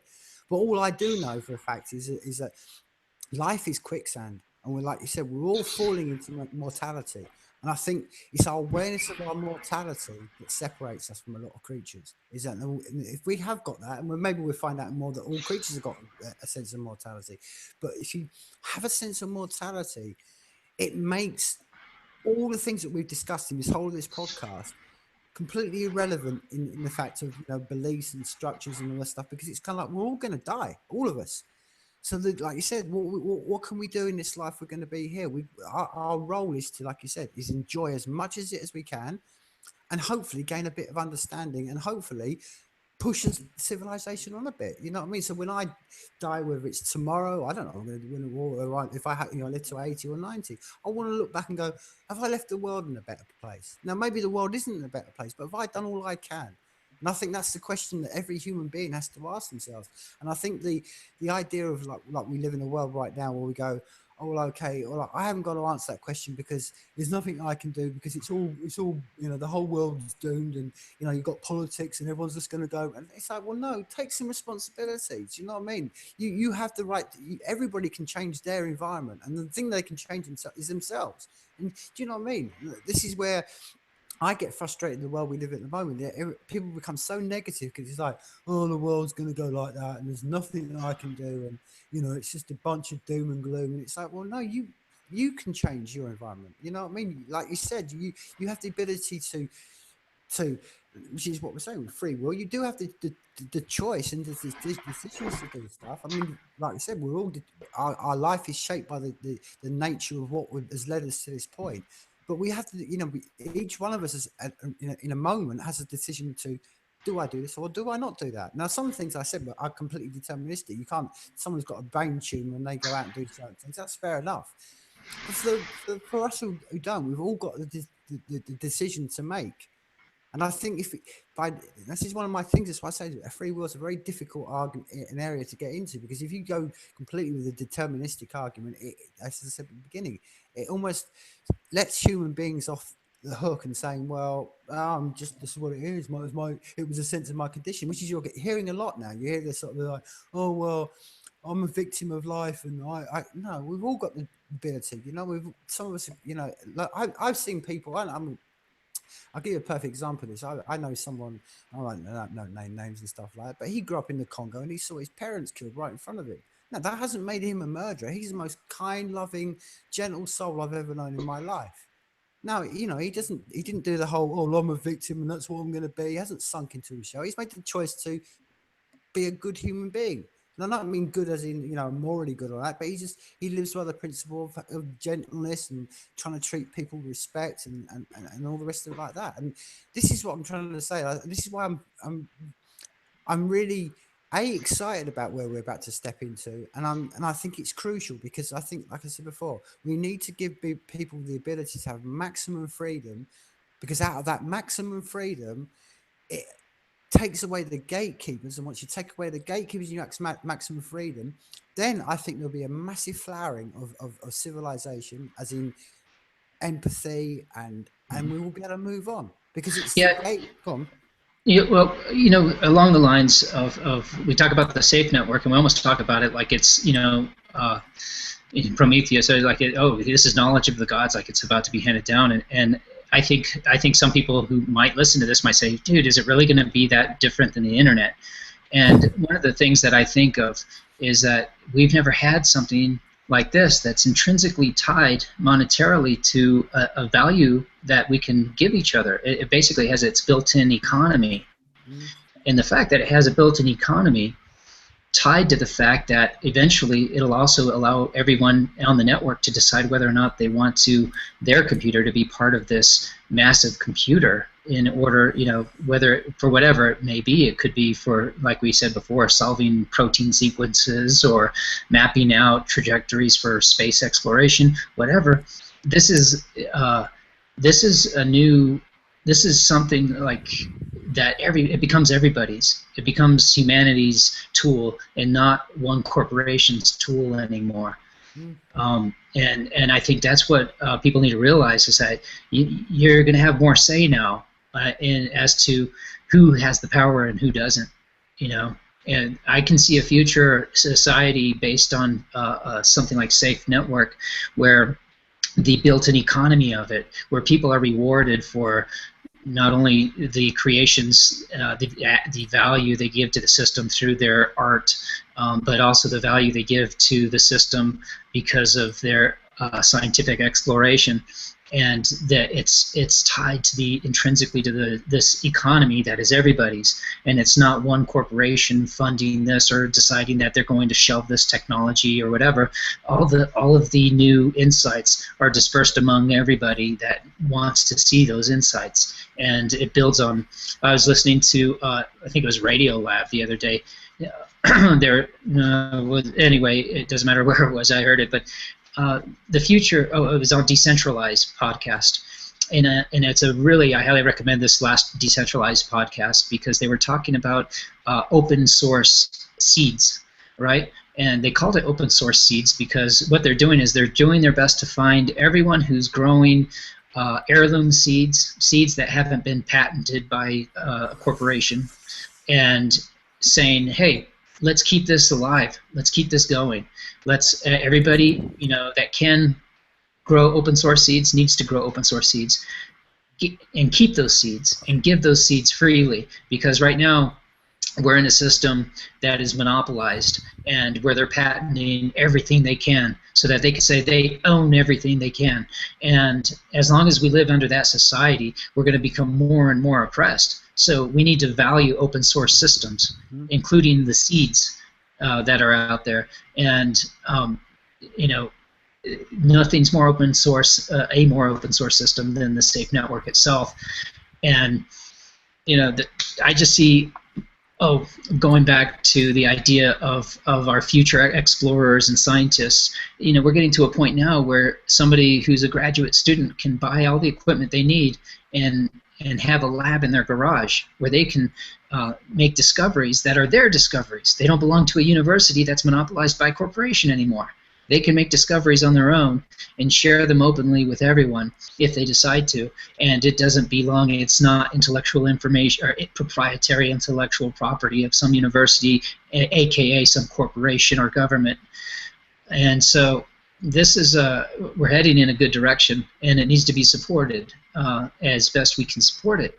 And I know next time I buy seeds for my garden, I'm going to go to, it's called OS Seeds, I think, osseeds.com. I'm going to go there to buy my seeds, because the fact is, right now, if you buy seeds from a lot of different online stores now, it comes with a little information saying that you can't keep the seeds of the product of this seed. And it's like, really? This idea that people are patenting genetic sequences is ludicrous, that they're patenting life. So basically, if we keep going down this road and somebody gets some kind of genetic therapy where they insert some proprietary genes into somebody, and let's say it's a life extension gene, and they may make it to where if you have a child, that child now has that proprietary gene. Well, that child now owes the corporation for being alive. And how ridiculous would that be? That this is the logic that we're operating under right now, which it's really twisted backwards and outright stupid if you think about it long enough. Yeah. I think safe. Yeah, go ahead. No, I was just going to say, Rich. I mean, this is one of the things that I like you say. It does relate to something. We're in that Gutenberg press moment because, I mean, we all know this. I mean, whether you know it through knowledge, and again, I'll go and say people go and do as much research as they can. I don't know. What I'm trying to say is, I think like you were trying to say, we all live in this marvel, and I'm inclined to think that every cure for every disease is instinctive to this planet. You know what I mean? That we can find a cure for every disease, for every situation. But right now, as we know, we're blocked by pharmaceutical companies. And there's people. This is what I'm saying. It's one of the things I was trying to allude to earlier on about. When you go into the Amazon and the tribal people, their form of safe network is nature, and the people that do that are the people that ingest certain plants and they go into nature and they see certain things, and it's like, wow. And do you know what I mean? And this is what's going to be great now, because we're going to what is crucial for this world now is, again, this is one of the things that Ryan talked about, and it's one of his great quotes is, they will look back at us as barbaric. The solution to everything now is seen as, like you said, a patented pill, a patented this and that, and these all, whereas so many solutions to things are, and as I said before, are all from nature. I mean, all these pharmaceutical companies, all they're doing is taking something from nature, putting, like you just quite rightly said, and putting a stamp on it and saying, right, from now on, that's what it is. And it's not, you didn't invent that. That's something that's come from nature. That's all you've done is just patenting something else. And this is where we're going to this moment. This is one of the things that, I mean, like I say, I mean, people are kind of like thinking, oh, great, so it's which is what people, excited by the safe net, because, like you say, you're going to have security and you're going to have privacy and all the rest of it, and that's just great things. But then when you start to really open up your mind and think, wow, look at all the possibilities that are going to be open. So that's what I'm saying. So on it's one of the things that I can't wait for. I can't wait for the day that somebody on the safe network pops up from the middle of, I don't know, the Congo and says, there's a cure for cancer. There's a cure for Alzheimer's. Bang. Because it's that whole point. This is what you said before. We're going through this connecting moment, and that connecting moment shouldn't, as we live in the world right now. This is one of the things that I think people need to understand about the internet right now, is that it is such almost a first world issue. You know what I mean? It's great that we can have this conversation, but you try having this conversation if you live in the middle of the Amazon. Now, these people, they still want to have this conversation. They're still the same human beings and on the same rock. They don't have this whole idea. I said before a minute, I'll break this myth down to the day I die. This whole myth about there's some people in the middle of the jungle and they don't know about planes, and they don't know about, they all know about technology, and they want the same things as we do. They want smartphones. They want the ability to connect. And this is what the moment that we live in a world where we're all connected. We're fine because we've all got fiber connections and stuff like that. What the safe network is the ability to do is it's going to open up the whole world and make us all connect with each other, which is going to be, once you connect more people, this is, we've seen it in our lifetime. And I said this many times before. 10 years ago, we wouldn't have been had this conversation. 20 years ago, man, you didn't know anybody outside your town and your village. 100 years ago, you didn't know anybody beyond the hill. 500 years ago, you didn't know anyone beyond your field. We're advancing at such a rate, and once you meet more people and you have more situations, and you go into and you connect with more people, so empathy arises, and you suddenly do realize, like, oh, wait a minute, there is no difference between me because I'm completely white and blue-eyed, and the guy who's in the middle of Africa who's completely dark-skinned and stuff. There's no difference. We're just human beings, and we've understood that in our little baby steps in this world of the internet and stuff, and we're seeing it, and it's like, oh, great. Can you imagine that scaled up? And that's what I'm really, really excited by. It's going to be the connections that are going to be possible through it. And not the connections of, well, you need the technology, or you need the country that's civilized and stuff like that, and it's got all this technology around it, but just the connections of, like, can we not only have anybody, as we said, which is one of the most fundamental light bulb moments of why when I heard this about MaidSafe, it was like, this is it. This is it. We got the ability to connect with nobody knowing.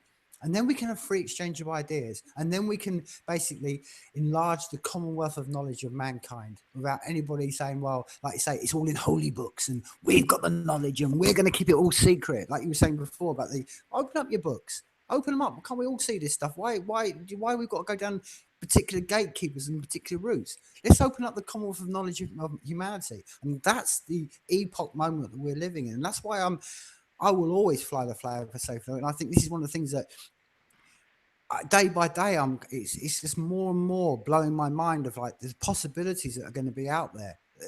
Do you know what I mean? They're unforeseen, and I'm like the seeing demons say, the future is unwritten. You know, there's going to be people out there that we don't even know about right now that is going to come up with solutions to things that we struggle with. Right. Right. So it sounds like you really fall on the side of free will, and that's fantastic. And I'm on the side of determinism, which is great because we can have really good conversations, and we actually do fall in the same.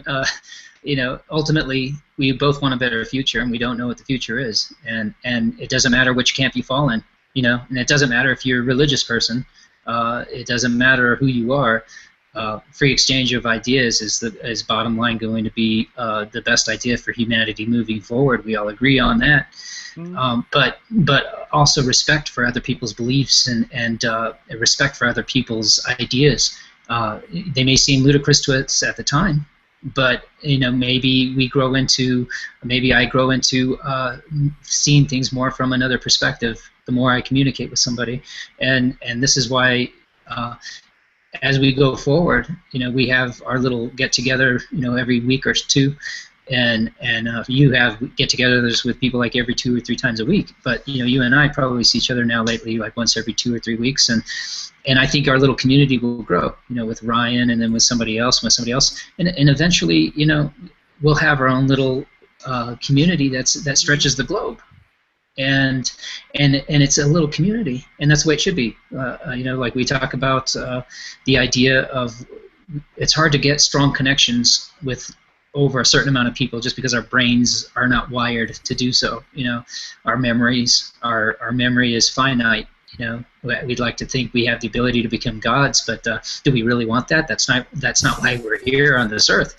I think our ability. Going back to this idea, this is like totally side diversion of thought, but this idea of transhumanism, I understand why people want to become, immortal or, somehow have life extension therapy to where they merge with the machine and they go on and on, but the unintended consequences that I see coming up for that is that when you merge with the machine, if you're able to merge with the machine, and you are 99% machine, guess what? You're going to think like a machine. You're not going to have the emotions anymore of a human being. You're going to become a machine. That's what I believe. I don't think the machine is going to become you. You're going to become the machine. You're going to maybe think logically about everything. You're not going to feel anymore. And, to me, it's like, do you really want that? Go for it. Not me. I think I'm on this earth to feel.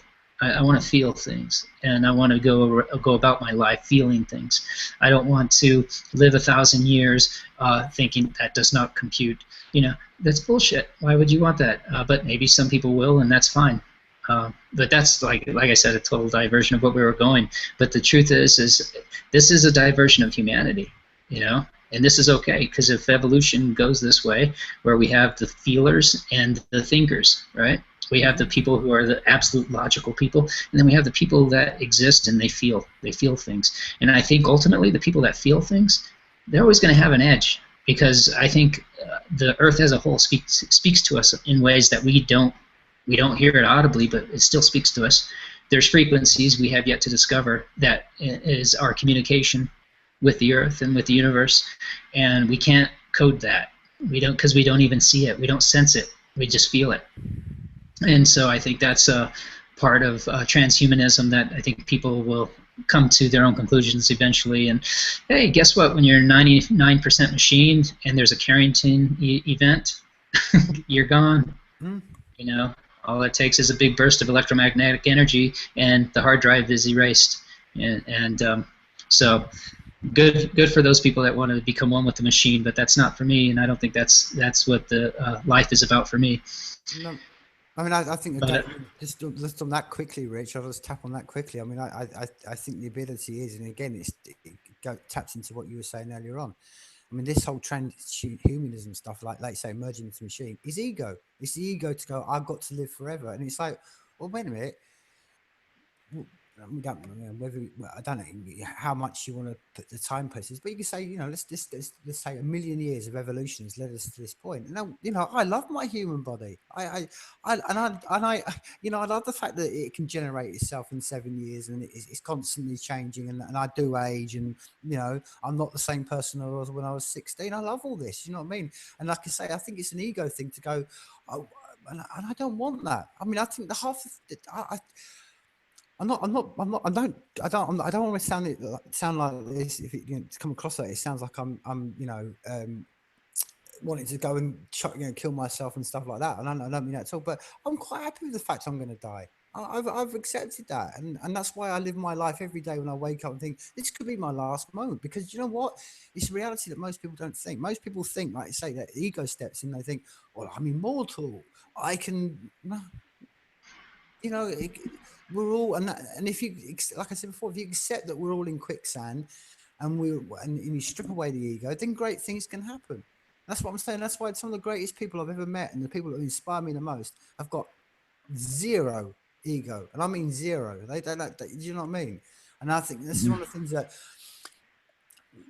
that's why. Particularly one of my people that inspires me most is David Owen, because he's, as I said before, he's someone who's got no ego. I'll probably be a bit instinctive if and when the first time I'd ever meet him, he'd been like, me, look at me, I like great. And no, do you know what I mean? And because instinctively, like you say, we all feel a bit wary about people who are egotistical, because it's like, well, why are you doing it? For your ego? You should be doing this, like you said before, for the betterment of the commonwealth of mankind. You should be doing it, like you say. You shouldn't be going, oh, ego puts a stamp on a seed and says that's us, and look at it, it's branded. No, it's not your seed. It was there before you, and when you're gone, you'll be forgotten about. And this is what people forget about. Like, do you think in 100 years' time that people are going to remember our names? No, right. We're going to be forgotten. We're nothing. We're specks in time. Yeah. That's true. That's always the good fallback, is to realize, yeah, this little rock right here isn't even going to be around in a few 100 billion years. It's going to be absorbed by the sun, and we're slowly falling towards the sun, type thing. This is just how it goes. Yeah, this was good. I'm glad this was a good subject to talk about. It's good to kind of flesh out how we feel about things, And it's also good to always keep in mind, I could be wrong, and that's okay. We don't know. We don't know if everything we're saying is bullshit or not, but it doesn't matter, because this is life. This is how we live. This is fun. And if you're not having fun, then start changing the way you think about something. If you wake up in the morning and you're depressed and sad, it may be chemical. So guess what? Try running. Try doing something that changes your chemical content. If it's drugs, well, okay. But, guess what? The body is a pretty amazing pharmacy by itself. Try taking a jog. Try working out a little. And if you think that's a waste of time, do something productive and make something outside. Dig a ditch. Everybody makes fun of ditch diggers, but guess what? They're probably healthy and happy people, because they're tapping into their natural pharmacy. They're out there digging, and they're exercising, and they're probably feeling pretty good. Just because they're not figuring out quantum chromodynamic theory, it doesn't mean that they're not having a good time on this ball. which is, I mean, which is just, I mean, it kind of, I think really kind of sums up the safe network. I think what was about to come, and it kind of ties roughly back to where we started on this podcast, is that people are going to have the choice. They're going to have the choice to, this is what's, and I'm really excited about it because I think it's the first time, maybe in 500 years' time, that humanity's had a clear choice between what path it goes down. And that's going to be for people to choose. I mean, I know Mm. I'm not going to force anybody else into this. Nobody else is going to force anybody else to it. It's all about choice. And I think that's a key.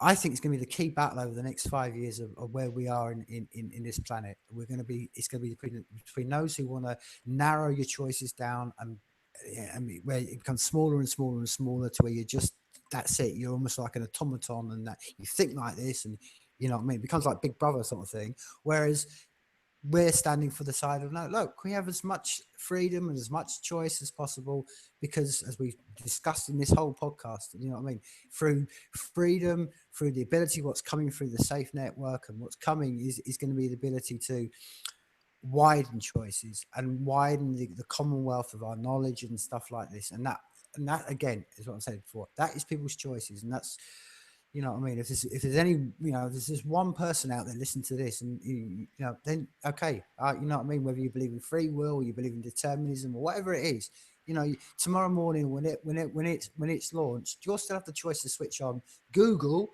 YouTube, and all the rest of them, Facebook, or you have the choice to open up to the new world. And that is ultimately, nobody can say they haven't got the choice to do that unless they've got a gun on their head. And we all have that ability to, we have a, right now we do live in a world where we have that chance. I mean, I haven't got a gun pointing at my head saying, right, you must stay on the internet. No, I've got the ability to choose that. And while we have, that's where we stand as a thing. Because if we don't do, this is why I'm I'm really strong about it. That's why almost like I become, everybody I talk to, all my conversations is about this, because if we don't take this decision, that's just my personal belief, my personal opinion, sorry. If we don't take these choices of humanity, we could end up in a very dark place, and we know where these dark places have gone. And I think it scares me at times that people forget that it was only 60, 70 years ago that, I know, particularly this part of the world, man, we millions were killed on the battlefields over this, and I don't want to ever go back to that point again. It's I know some people around the world, it's not as much. Maybe to people in America, it doesn't mean as much. But I've got a whole generation of my family were wiped out. I've got all of them. I was reading this week. I was going through one of my great grandfather's old books from 100 years ago, and the world he looked at was like, oh, I don't want to go back to that.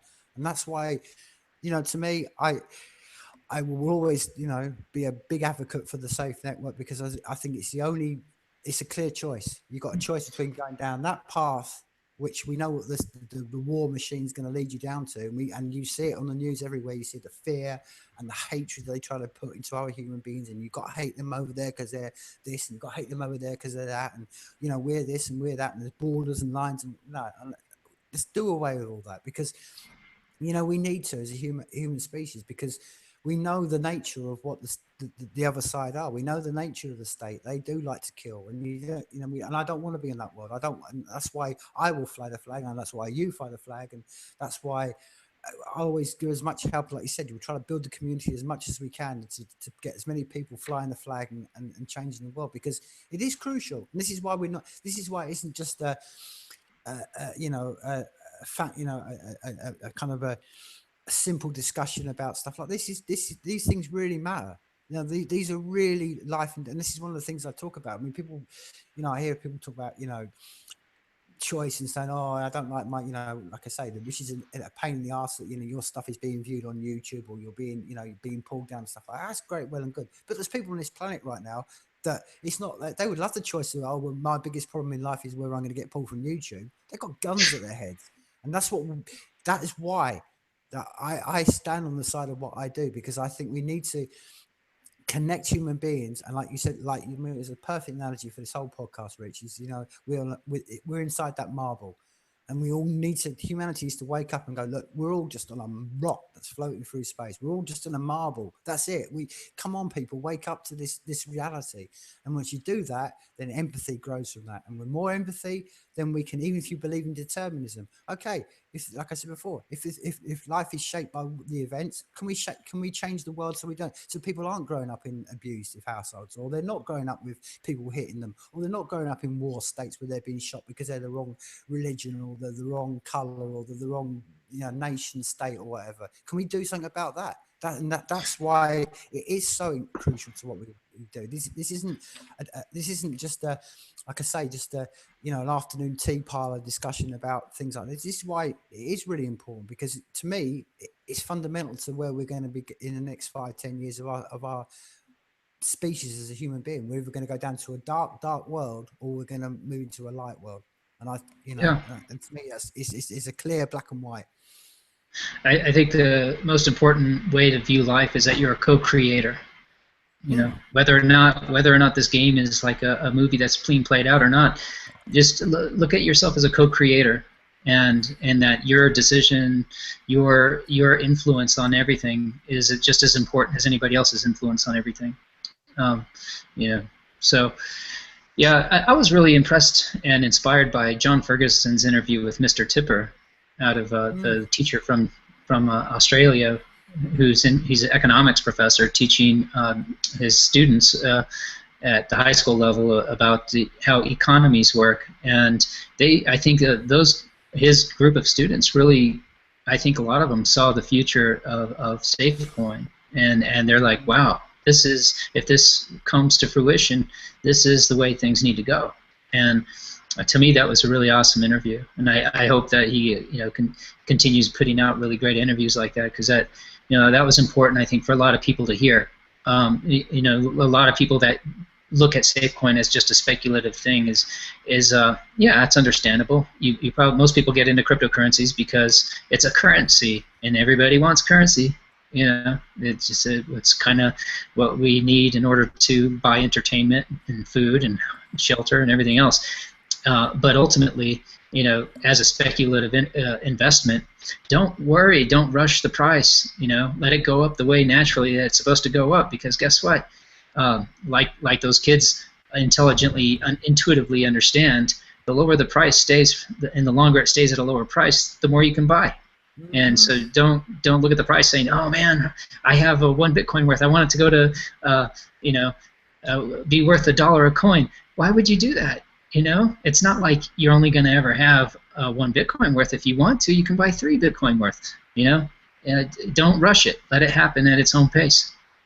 And so it's part of just that patience idea. If you get into investing into cryptocurrencies, do it from the standpoint of, this is a baby technology. You're getting in while most of the world doesn't understand it. And once the world understands it, guess what? People aren't going to get in as a speculative investment. They're going to get in because that's what they need in order to buy services. That's what they need in order to buy that plane ticket to go travel. They don't buy it as a speculative investment. They buy it because it's useful. And what we're doing right now is letting people know how useful it can be. And eventually, but you know what? Like John Ferguson goes by the simpleton, and I think most of us are simpletons, and we're like, we look to people like Dally, Daniel, the coder in San Francisco. We look to people like this to put this vision and to make it a reality, because these are the architects. These are the people with the knowledge to create the applications and the programs that are going to take us to this place that we envision. And so, we give all the due respect to these people, and like David Irvine and those people that he's basically brought on board into this vision. So, anyway, just wanted to put that out there about John. No, I think you're right, Rich, and I think the way I've said this for many years. It's like, we are the brains of the central nervous system. That means from a wider perspective. I'm saying. I think one of the things is, like you just mentioned then, the thing when you do, when we can speak personally, people like Dali or David Irwin and people like that, is that their humility comes from, because they would sit there if they were doing a podcast now and say it was Daniel versus David, they'd be like, oh well, I do this for, no, no, David Owens is just particularly, he does it for people like, you know, who are the artists and the creators of the world. You know what I mean? Because we're all inspire each other. That's the great thing about life. We can all, you get connected people. I've always said this: you get like-minded people together, then great things will follow. And we're now coming to a point in life where we've got the ability to connect like-minded people, and then great things are going to follow from this. That's why I'm optimistic about it, because do you know what I mean? It's, as I said before, it was like we saw, and we've seen this from the evidence of history. You know, like you were saying earlier on, you listened to the you know, the Prophets of Doom one by Dan Carlin, and that was the point. Someone invented a wooden printing press. Along comes someone else with this, and before you know it, Europe's changed. You know what I mean? And the whole of the Dark Ages, you know, this Catholic stuff's all disappeared down the line by just by people connecting. And this is, but you need both of them for it. And that is, we're all needed. Everyone has a role. You know, this, like we said, we pay all reverence and respect to people like, you know, the David Owens and stuff like that, but they need us. We all need each other. And that's the great thing what we're learning now, is that we can all contribute in shares and like I said, sharing the commonwealth of knowledge. Because this is the thing I'm trying to remember, say to people, that all right, yes, you agree, we're all simpletons, but hey, do you know what? All of the human beings on this planet are simpletons. Do you know what I mean? There's, you know what I mean? And the people that we don't consider simpletons, it's only the knowledge they've learned. They weren't born with this. It wasn't like a, you know, eureka out of the universe. It's something they've worked hard towards. That's why, you know, and I think this is the great thing about where we are right now, is that we're going to have the ability to not, you know, I mean, it's evidence in this, Rich. I mean, as I said before, I mean, I'm always inspired when I talk to people like even like, you know, Aaron and scientists, or Daniel Badelli and people like this. It's like, because it's by sharing and connecting and talking and discussing that, you know, things move and things progress. You know what I mean? Which goes back to what we were saying about the free will. You know what I mean? None of us are driving our thoughts, but it's the subconscious decisions like this discussion, that ideas can spring from. And that's what the great awakening that we're going through now is, that we instead of just leading one leader and we all bow down to that one person, we're all leaders. We've all got gifts that we can all offer to this world. And the more people that contribute to that, the better the world will be. That's my thought and process on that. Good. Yeah. Well, I think that we're almost up on 2 hours. I think my wife wants to use my bandwidth, our bandwidth. She wants to go on lynda.com and learn a few things. But yeah, in closing, that was great. You agree? I agree completely. Everybody's just equally important in this process. And if you think you're not, you need to reevaluate yourself, because you are. You know, because everybody that wants to contribute in the smallest way, it's a contribution nonetheless. And if you write a poem, a haiku, whatever it is, and you put it on Made Safe Network, you added value to it, and it may influence somebody in a big way. Yeah. And it's the artist like yourself. I'm looking at that painting behind you, and I'm like, man, you know, I love it. I love the way you have it too, where you centered yourself on it, and you know, it's like, you know, painting is a beautiful thing, and it's inspiring. It's you know, it's why we enjoy life, is the art, and this is the future. When we look back in our own history, as what do we say that history is written by the victors of war, but it is a recent history. But if you go back far enough, it's written by the artists. It's the artwork that lived beyond all the dictators and the generals. It's the artwork we look to say, what did that society think? It's the vases with the beautiful hieroglyphics that we look at. You know, it's the art. And you as an artist, that was what will live on in you know, hundreds of years, maybe thousands of years down the road.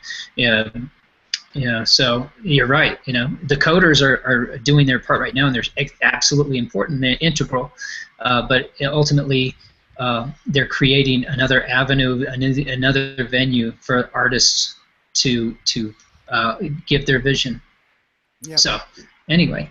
No, I mean, I have to say, I'll say this, Rich, and then we can wrap up. I mean, I use this a lot, and I tweet out a lot, and it's one of my little hashtags. Is that, you know, creation inspires creation.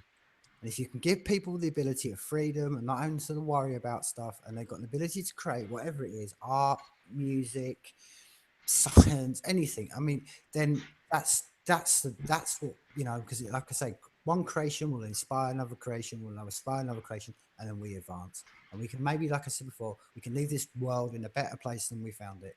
And I think that's why we stand for what we stand for, and that's why I'm excited, and I truly say it is the epoch moment, because if you can get people to just have freedom where they can be inspired by other creative people, then who knows what's going to happen. And I don't know. That's what I'm saying. The future is unwritten. I don't know what's going to happen, and like, you know what I mean. But it can only be exciting. And like you said before, and I mean, it's good. You know, I'll end the podcast on this. You know, life is quicksand, and we're all going to die. So, you know, ours is just to push the world on and try to make as much as it as we can. But Rich, it's been an absolute fascinating discussion tonight, man. I'm sure that, I mean, this is one of the things. I mean, Ryan was gutted he couldn't do it because he had to be at work. So maybe we can sort of come back in a few weeks' time or a couple of weeks' time and do this all again with Ryan, because I'm sure he'd have some fascinating insights. But For sure. thanks for your time, Rich. Because like I say, I know you're a busy man and stuff like that. And well, we'll be in contact anyway. But I'll. Like I say, for this edition of Life is People, number 51, I'll say life is people, people.